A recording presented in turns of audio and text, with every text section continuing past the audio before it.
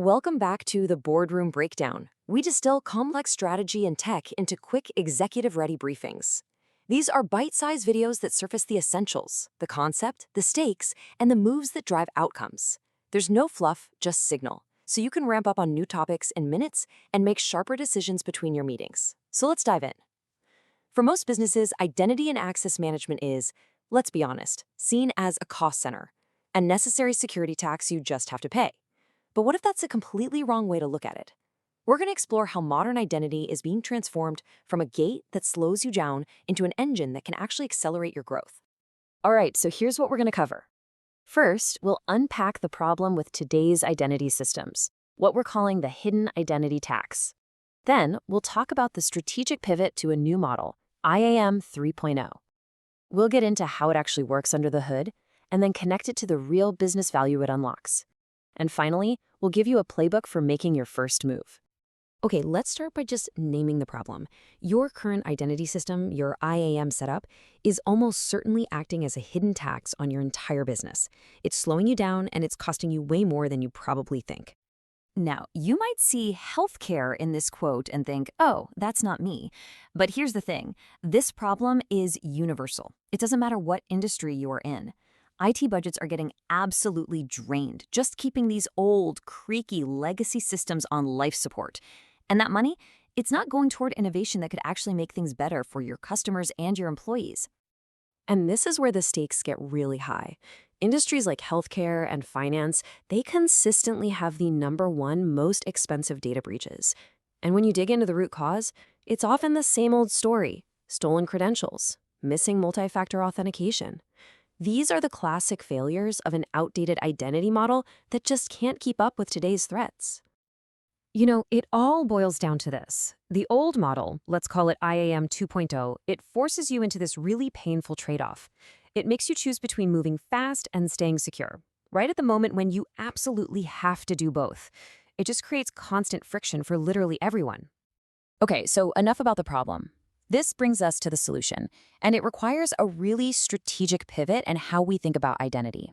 We have to move from this idea of centralized control to a model of decentralized trust. This is what we're calling IAM 3.0. This table just nails the fundamental shift. We're moving away from a world where your company owns and stores these massive, juicy honeypots of personal data to a model where the user actually controls their own credentials in their own digital wallet. And when that happens, look at the bottom line. The economics completely flip. Identity stops being a cost center and starts becoming a growth engine. And this right here, this is the single biggest idea to take away from this whole thing. IAM 3.0 completely reframes identity. It stops being just a security gate that you have to shove people through. Instead, it becomes a platform, something you can build on to create value, to build smoother, faster, and way more trusted digital experiences. But okay, decentralized trust sounds great, but it's a little abstract, right? So what does this actually look like in practice? How can this possibly function without a big central database controlling everything? Well, it's actually a pretty simple 3-step flow. It's powered by something called self-sovereign identity, or SSI. First, you have an issuer. That could be your company, a university, the DMV, and they create a digital credential. Then you have a holder. That's your employee or your customer, and they store that credential in a secure digital wallet. And finally, you have a verifier, like one of your apps, that asks for proof and can instantly validate it. It's really just like showing your driver's license, but it's all digital, way more secure, and a lot more private.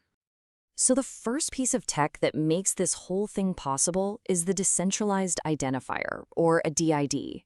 The easiest way to think about a DID is like a permanent user-owned address on the internet. It's how a verifier can look up an issuer's public key to confirm that a credential is real, all without having to rely on some central directory or phone book. The second piece of the puzzle is the verifiable credential, or VC. These are the actual digitally signed facts themselves. A VC can be literally anything: is an active employee, has completed KYC, holds an active medical license.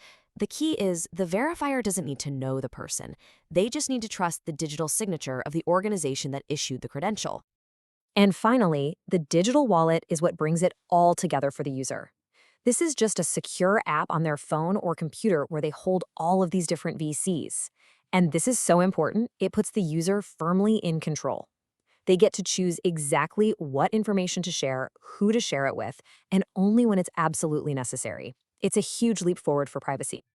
Okay, so the technology is really cool, for sure. But let's connect this back to what really matters for the business, right? How does this new model actually drive measurable outcomes and become that growth engine we've been talking about?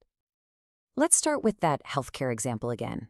Onboarding and credentialing a new doctor is, well, it's a nightmare.